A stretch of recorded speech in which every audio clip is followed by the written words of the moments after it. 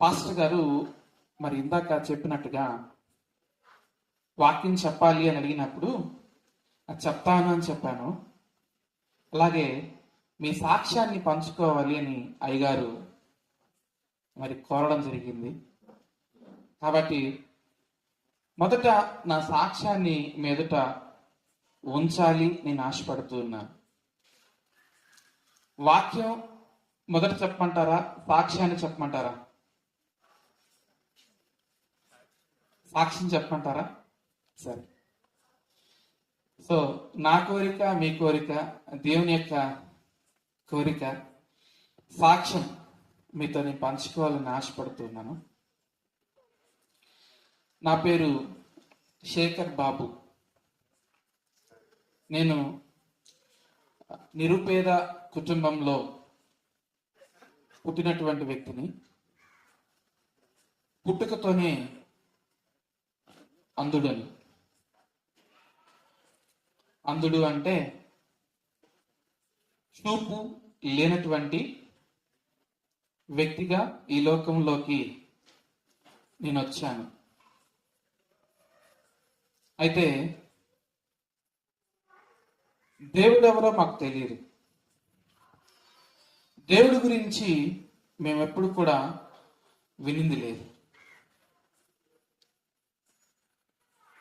నాకు 5 సంవత్సరాలు ఉన్నప్పుడు ఒక ఆంటీ దేవుని గురించి చెప్పడం జరిగింది. ఆమె ఏం చెప్పిందంటే, అమ్మతో మాట్లాడుతూ ఇలా అంది,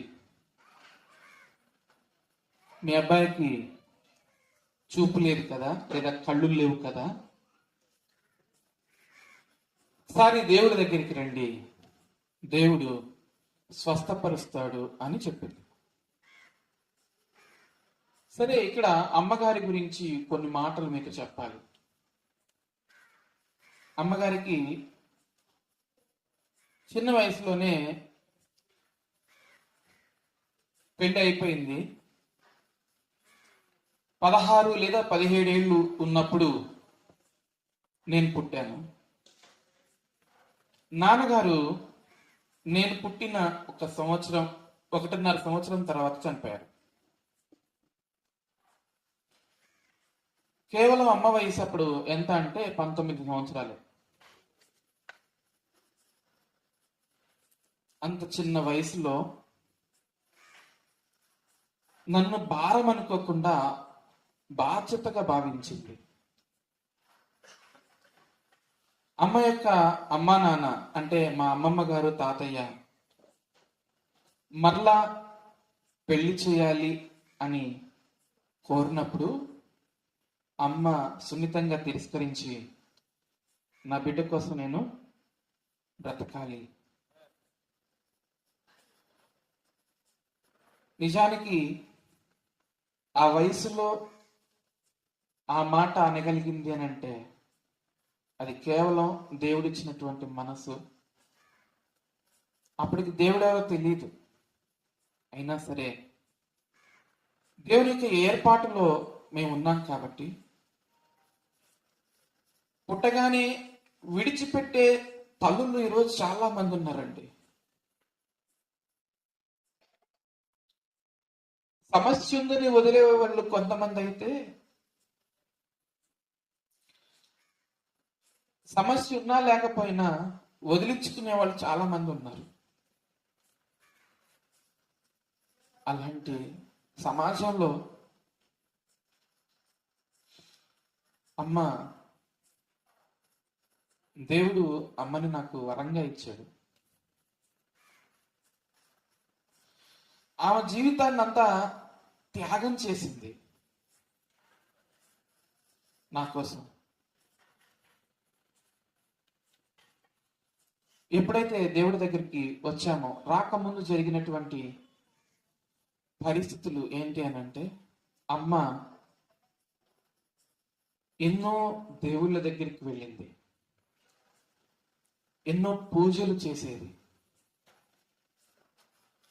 ఫలానా దగ్గర డాక్టర్ ఉన్నాడంటే వెళ్ళిపోయేది అని తీసుకొని.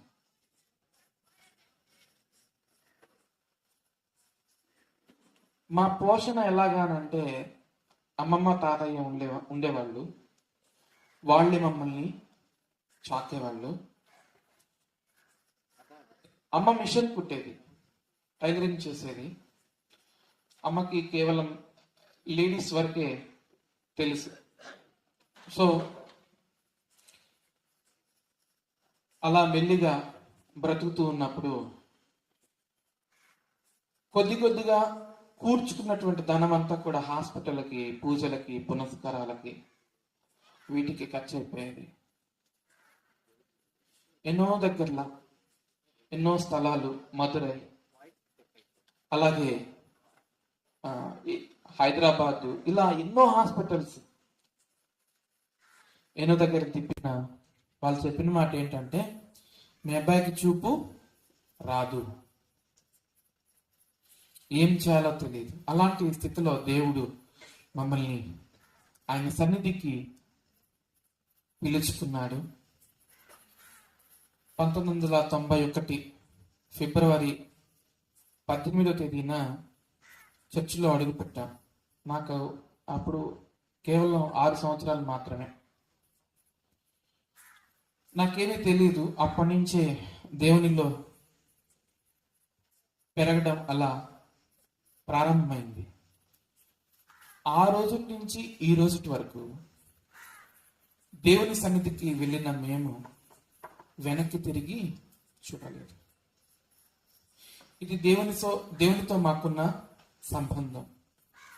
అయితే దేవునితో సంబంధం కలిగి ఉండడానికి అంత ఈజీగా పరిస్థితులు లేవు.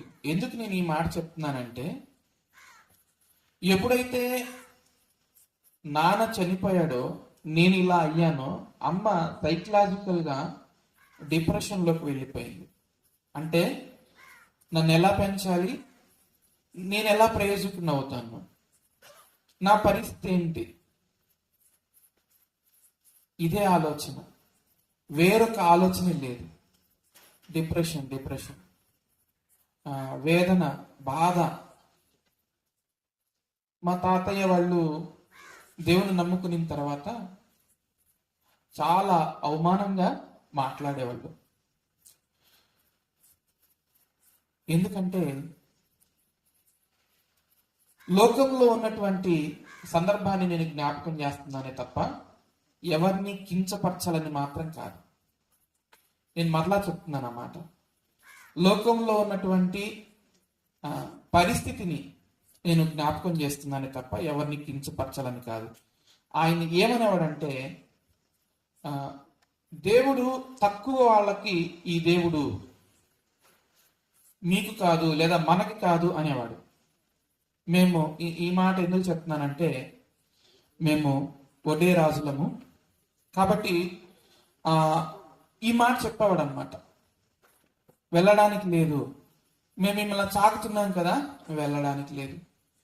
ఎన్నోసార్లు అభ్యంతరపరిచారు. ఒక్కొక్క సందర్భంలో అయితే, ఎందుకు మీరు బ్రతకటం, చచ్చిపోండి అనేవాడు. అంటే ఎందుకు వాళ్ళకి మా మీద ప్రేమ లేదా అంటే, ప్రేమ ఉంది, కానీ దేవుడి విషయంలో మాకున్నటువంటి స్టాండ్ ఏదైతే ఉందో అది వాళ్ళకి నచ్చేది కాదు. అన్ని విషయాల్లో వాళ్ళు మాకు సహకారులుగా ఉన్నారు, సహాయకులుగా ఉన్నారు. వాళ్ళు మమ్మల్ని ప్రేమిస్తున్నారు, వాళ్ళు మమ్మల్ని ఆదరిస్తున్నారు. కానీ వాళ్ళ ఉద్దేశం మాత్రం ఏంటంటే, దేవుని మీద భయంకరమైనటువంటి వ్యతిరేకత. అది ఎంత వ్యతిరేకత అంటే, ఎంత ప్రేమించారో అంతగా ద్వేషించారు. ఎవరిని బట్టి? దేవుణ్ణి బట్టి మమ్మల్ని ద్వేషించేవాళ్ళు. అలాంటి భయంకరమైనటువంటి సిచ్యువేషన్స్ ఎన్నో. ఒక్కొక్క సందర్భంలో అమ్మ బాగా మానసిక ఒత్తిడి ఎక్కువైపోయి అర్ధరాత్రుల్లో హాస్పిటల్కి వెళ్ళి తీసుకెళ్ళినటువంటి సందర్భాలు ఎన్నో. ఇలాగా బ్రతుకుతూ ఉన్నప్పుడు నేను కొంత వయసు వచ్చాక నేను చదువుకోవడం అవసరం కాబట్టి నార్మల్ స్కూల్లో నన్ను వేశారనమాట. అయితే అక్కడ వినడం మాత్రమే, చదవడం రాయడం అవన్నీ అది చూపుకు సంబంధించినటువంటి అంశం కాబట్టి అది నేను సరిగా చేసేవాడిని కాదు, చేయలేకపోయేవాడిని. అలాంటి సందర్భంలో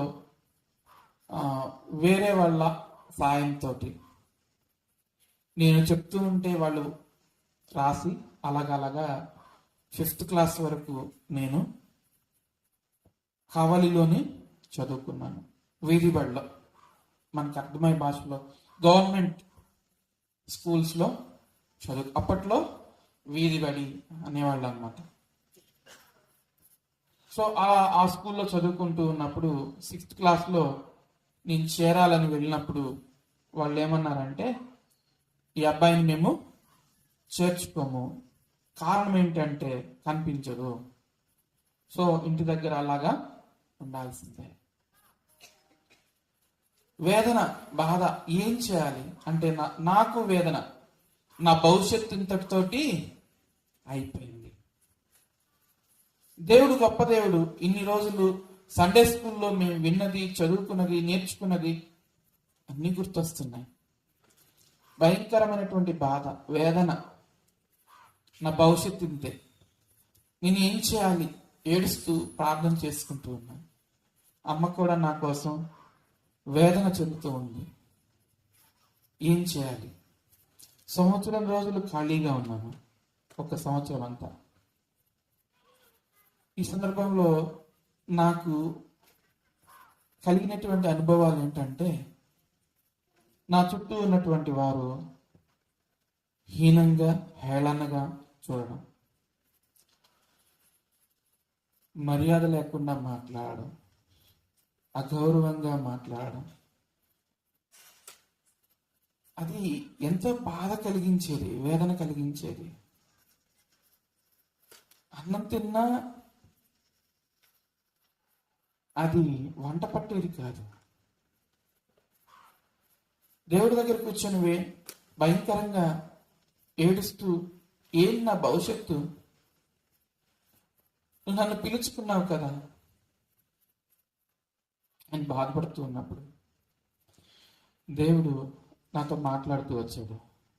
ఏమని అంటే, నేను నిన్ను ఏర్పరచుకున్నాను, నేను నిన్ను ఏర్పరచుకున్నాను. ఇది ఎన్నోసార్లు మీరు నమ్మరు, కానీ స్వప్నాల ద్వారా నాతో మాట్లాడేటువంటి దేవుడు. కళల ద్వారా ఒక కళ వచ్చేది నాకు. అదేంటంటే, భయంకరమైనటువంటి ఒక నీటి ప్రవాహంలో సిలువ కొట్టుకుపోతూ ఉండేది. సిలువ కొట్టుకుపోతూ ఉంటే ఆ సిలువ కోసం నేను దాని వెనక వెళుతూ నీళ్లున్నాయి అని కూడా చూడకుండా ఆ నీళ్ళల్లో ఆ సిలువ కోసం, దాన్ని పట్టుకోవడం కోసం, దాన్ని సంపాదించుకోవడం కోసం ఆ నీళ్ళల్లో పరిగెడుతూ ఉండేవాడిని. ఆ నీళ్లు మునిగేంత ఉండేవి కాదు, కరెక్ట్గా భుజాల వరకు మాత్రమే వచ్చాయన్నమాట. ఇదే స్వప్నాన్ని ఎన్నోసార్లు దేవుడు నాకు చూపించాడు. దాని అర్థం ఏంటో నాకు అప్పుడు తెలియలేదు. సిలువ కోసం, సిలువ శ్రమ కోసం నన్ను నిలబెడతాడు, ప్రాణాన్ని సహితం లెక్క చేయకుండా దేవుని సన్నిధిలో నన్ను నిలబెడతాడని నాకు ఆ రోజు తెలియదు. ఆ సిలువను పట్టుకోవడం కోసం ఎంతో ప్రయత్నం చేసి చివరికి పట్టుకొని, దాన్ని అయినా సరే ఆ సిలువ పట్టుకున్నా సరే నీళ్ళల్లో అలాగే కొట్టుకుపోతూ ఉండేవాడిని. భయం అనేది నాకు కలిగేది కాదు. సో ఇలాగా ఎన్నో సార్లు దేవుడు నాతో మాట్లాడుతూ వచ్చాడు. తర్వాత నేను ఇలాగే బాధపడుతూ ఉన్నప్పుడు ఒక బ్రదర్ ద్వారా, చూపు లేనటువంటి వారికి స్కూల్స్ ఉన్నాయి, కాబట్టి ఆ స్కూల్లో చేరిస్తే అతడికి భవిష్యత్తు ఉంటుంది అని చెప్పి చెప్పారు. నేను వెంటనే వెళ్ళి నెల్లూరులో ఒక స్కూల్ ఉంటే ఆ స్కూల్లో జాయిన్ అయ్యాను. అక్కడ 1 నుంచి 5 వరకే, ఏం చేయాలో తెలియలేదు. ఇప్పటివరకు నేను 5 వరకు చదివాను కదా, 6వ క్లాస్ అంటే 6వ క్లాస్ అక్కడ లేదు. సో నేను బ్రైలీ లిపి నేర్చుకోవడం కోసం కేవలం అక్కడ కొద్ది కాలం ఉండి, అక్కడి నుండి ఇదే స్కూల్స్ ఎక్కడ ఉంటాయో తెలుసుకొని కడప ప్రాంతంలో ఒక స్కూల్ ఉందని తెలుసుకొని అక్కడికి వెళ్ళి 6వ తరగతిలో జాయిన్ అయ్యి, అక్కడ భయంకరమైనటువంటి పరిస్థితులు ఆ కాలంలో నేను చూశాను. ఎలాంటి పరిస్థితులు అంటే తన్నుకునేవారు, గొడవలు పెట్టుకునేవారు, భయంకరమైనటువంటి పరిస్థితులు.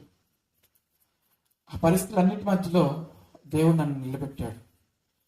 క్రైస్తవ్యం అంటే ఆ స్కూల్లో లేదా ఆ హాస్టల్లో భయంకరమైనటువంటి వ్యతిరేకత. అయినా సరే ప్రేమక్క అని ఒక అక్క వచ్చి మా కోసం నిలబడేది. ఆమె మమ్మల్ని చర్చికి తీసుకెళ్ళడం అంటే ప్రతి చోట దేవుడు నా జీవితంలో ఒక తోడునిస్తా వచ్చాడు. సో ఆ సందర్భంలో మరి అనేక సార్లు అనారోగ్యం కలిగినప్పుడు, నాకేదో అయిపోతుంది. ఒకసారి నేను 6వ తరగతిలో ఉన్నప్పుడు మోషన్స్ అలాగే జ్వరము 2 ఒకేసారి వచ్చి, అమ్మ లేదు, ఎవరు లేరు అక్కడ, హాస్టల్ వాళ్ళు మాత్రమే ఉన్నారు. నాతో హాస్పిటల్లో నాతోటి స్నేహితుడు ఒక అబ్బాయి ఉన్నాడు. నాకేదో అయిపోతుంది, నేను అమ్మని చూస్తానా చూడనా అనేటువంటి పరిస్థితిలోకి వెళ్ళి, అప్పటి వరకు కొంచెం అంటే అక్కడున్న పరిస్థితులకు అనుకూలంగా అక్కడ బూతులు ఎక్కువ వాడతారు. అలాంటి సందర్భం నా జీవితంలోకి వచ్చిందనమాట. అంటే పాపానికి, అంటే నోటి ద్వారా చేసేటువంటి పాపానికి ఆ రోజు కట్టడి దేవుడు వేశాడు. నువ్వు నా సొత్తు కాబట్టి నువ్వు ఇది కాదు. సో ఆ క్షణంలో దేవుడి దగ్గర నా పాపాలన్నింటినీ ఒప్పుకొని సంపూర్ణంగా మరలా నన్ను నేను సరిచేసుకొని దేవుని ఎదుట నిలబడటానికి దేవుడు అవకాశం ఇచ్చాడు. అమ్మ అయితే అలా ఏడుస్తూ బాధపడుతూ ఉన్న సందర్భాల్లో మేము కల్వరి తెలుగు బాప్టిస్ట్ చర్చ్ కావల్లో ఉంటుంది. ఆ చర్చ్ యొక్క పాస్టర్ గారు అప్పుడు ఆల్ఫ్రెడ్ గారు ఉండేవారు. ఆయన సతీమణి అంటే పాస్టమ్మ గారు, వసంతమ్మ గారు చాలా ప్రార్థనా పర్వాలు. ఆమె దగ్గరికి వెళ్ళి ఏడుస్తూ ఉంటే ఆమె ఎన్నోసార్లు ఓదార్చి నిలబెట్టినటువంటి సందర్భం. నేను ఇవన్నీ కూడా ఎందుకు గుర్తు చేస్తున్నానంటే, ఎన్నో కష్టాలు దేవుడు ప్రతి మనిషి జీవితంలో కష్టాలు అనుమతిస్తాడు. వాటిని మనం ఖచ్చితంగా వాటిని తీసుకోవాలి తప్ప ఇవి నాకు ఎందుకు వచ్చాయని మాత్రం ఎప్పుడు కూడా అనుకోకూడదు. దేవుడు నన్ను 10th క్లాస్లో మంచి మార్క్స్ తోటి పాస్ చేయించాడు. చక్కగా చదువుకోవడానికి దేవుడు అవకాశం ఇచ్చాడు. ఇంటర్మీడియట్ అయిపోయింది. ఇంటర్మీడియట్లో కూడా మంచి మార్క్స్ దేవుడు ఇచ్చాడు. అలాగే డిగ్రీ కూడా పూర్తి చేశాను. డిగ్రీ అయిపోయింది. ఈ సందర్భంలో ఎన్నో నా జీవితంలో జరుగుతూ వచ్చాయి. ఏంటి అని అంటే, ఆధ్యాత్మికంగా నేను బలపడటం కోసం ఇవాంజలిక్ యూత్ అని చెప్పి EUI, ఇందులో నేను బలపడడానికి తిరుపతిలో దేవుడు మంచి అవకాశం ఇచ్చాడు. వాక్యం చెప్పాలి, దేవుని పని చేయాలి అనే కోరిక ఆ రోజు కలిగింది నాకు. సో అప్పటి నుండి ఇప్పటి వరకు దేవుడు నన్ను ఆయన సాధనంగా వాడుకుంటూనే ఉన్నాడు వాక్య పరిచర్యలో. అయితే నేను డిగ్రీ అయిపోయింది, BEd అయిపోయింది, డిఎస్సి రాశాను. కానీ నా ముందు వరకు కట్ ఆఫ్ కట్ ఆఫ్ అంటే నా ముందు పర్సన్ వరకు ఉద్యోగం వచ్చి ఆగిపోయింది, నాకు రాలా. అయితే ఇక్కడ ఒక విషయాన్ని మీ దృష్టికి తేవాలి. ఏంటంటే అది నా ముందు వరకు వచ్చినటువంటి ఆ వ్యక్తి నకిలీ బ్లైండ్ అనమాట. అంటే కనిపించిన కనపడదని సర్టిఫికేట్ తెచ్చుకొని ఉద్యోగం కోసం ప్రయత్నం చేసినప్పుడు ఆమెకు వచ్చినటువంటి ఉద్యోగం అది. నిజానికి నేను అది కోర్టులో వేస్తే ఆ ఉద్యోగం నాకు వస్తుంది తప్పనిసరిగా. కానీ దేవుడిచ్చినటువంటి ప్రేమ ఎందుకో నాకు ఇది అనుమతించలేదు దేవుడు. ఒకళ్ళ యొక్క భవిష్యత్తుని ఎందుకు పాడు చేయాలి అనే ఉద్దేశంతో నన్ను ఎంతో మంది ప్రోత్సహించి కోర్టుకు వేయమన్నా వెళ్ళలేదు. దేవుడు నాకు మంచిది, ఇంతకన్నా మంచిది ఇస్తాడు. తర్వాత నేను కాంపిటేటివ్ ఎగ్జామ్స్ రాస్తూ ఉన్నాను. ఎల్ఐసి రాశాను. ఇంతకుముందు ఎస్బిహెచ్ అని ఉండేది, ఇప్పుడు లేదు, మెర్జ్ అయిపోయింది. ఎస్బిహెచ్లో నేను అది ఎగ్జామ్ రాసినప్పుడు అందులో సెలెక్ట్ అవ్వడం జరిగింది. నిజానికి నేను అనుకొని రాసింది కాదు, జస్ట్ ఒక నెల రోజులు కోచింగ్ తీసుకొని రాసినటువంటి పరీక్ష. సో ఆ పరీక్షలో నన్ను దేవుడు పాస్ చేశాడు, నాకు ఉద్యోగం వచ్చింది. అయితే ఇంతకన్నా ముందు నా జీవితంలో జరిగినటువంటి ఒక ముఖ్య ఘట్టాన్ని మీతో నేను చెప్పాలి. ఏంటి అని అంటే, ఉద్యోగ ప్రయత్నాలు చేస్తూ ఉండగానే ఏదో ఒక జాబ్ చేయాలి, ఖాళీగా ఉండకూడదు అని విద్యా వాలంటరీగా నేను జాయిన్ అయ్యాను. 2 years విద్యా వాలంటరీగా చేసిన తర్వాత అమ్మ వాళ్ళకున్న విశ్వాసం ఏంటంటే, ఖచ్చితంగా దేవుడు నాకు ఉద్యోగం ఇస్తాడు. అది హెబ్రీయులకు రాసిన పత్రికలో ఉన్నటువంటి విశ్వాసం మనకందరికి తెలుసు కదా. పరలోకం మీరు నేను ఎవరని చూడలేదు, కానీ అది ఉంది అని నమ్ముతున్నాం కదా. అలాగే నా జీవితంలో ఉద్యోగం అనేది వస్తుంది అని నమ్మి నాకు పెళ్లి చేయాలి అని ఆశపడ్డారు అమ్మ. సో అలా వెతుకుతూ ఉన్నప్పుడు దేవుడు చూపించినటువంటి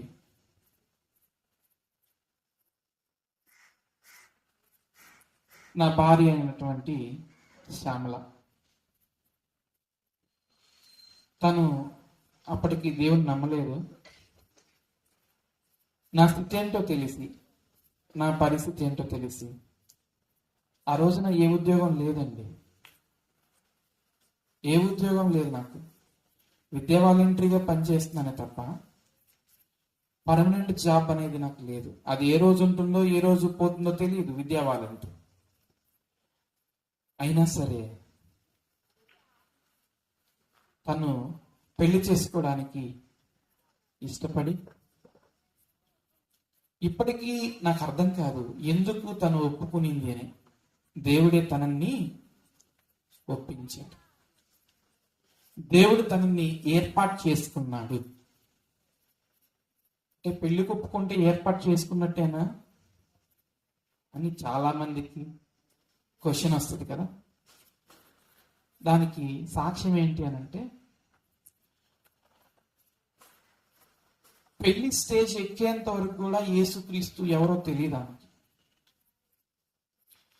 ఎక్కినాక పెళ్లి అయిపోయిన తర్వాత, అంటే అంతకుముందు విగ్రహారాధన ఇవన్నీ చేసిన, పెళ్ళైన మరుక్షణం నుండి ఈ క్షణం వరకు ఎప్పుడు కూడా హైందవ దేవుళ్ళ దగ్గరికి, ఆమె పూర్వము ఆరాధించిన దేవుళ్ళ దగ్గరికి వెళ్ళాలని కానీ, ఒకసారి వెళ్తే ఎలా ఉంటుంది అనేటువంటి మనసు కూడా లేదు. ఎందుకు ఈ మాట చెప్తున్నానంటే, దేవుడు తనని ఏర్పాటు చేసుకున్నాడు. చక్కగా ప్రార్థన చేస్తుంది, పాటలు పాడుతుంది, దేవుని మాటలు చెప్తుంది. ఈ రోజున కుటుంబంగా మరి దేవుని సేవలో కొనసాగుతున్నామంటే తన సహకారం ఎంతో ఉంది.